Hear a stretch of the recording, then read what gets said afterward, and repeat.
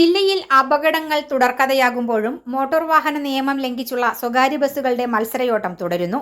നോക്കുകുത്തിയായി പോലീസും മോട്ടോർ വാഹന വകുപ്പും. കഴിഞ്ഞ ഒരു മാസത്തിനിടെ ജില്ലയിൽ ബസ് അപകടങ്ങളിൽ 3 ജീവനുകൾ പൊലിയുകയും പലർക്കും ഗുരുതര പരിക്കേൽക്കുകയും ചെയ്തിട്ടും ബസ്സുകളുടെ മരണപ്പാച്ചിലിന് ഇതുവരെയും അറുതി വരുത്താൻ നിയമപാലകർക്ക് സാധിച്ചിട്ടില്ല.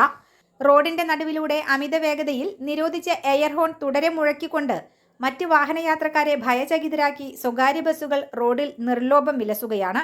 ബസിന്റെ ഡോറുകൾ അടയ്ക്കാത്തത് മൂലം നിരവധി അപകടങ്ങൾ പതിവായിരുന്നിട്ടും ഡോറുകൾ പോലും ഇല്ലാതെ വിദ്യാർത്ഥികൾ ഉൾപ്പെടെയുള്ളവരെ മാടുകളെപ്പോലെ കുത്തിനിറച്ച് യാത്രക്കാരുടെ ജീവന് യാതൊരു വിലയും കൽപ്പിക്കാതെയാണ് ബസ്സുകളുടെ മരണപ്പാച്ചിൽ.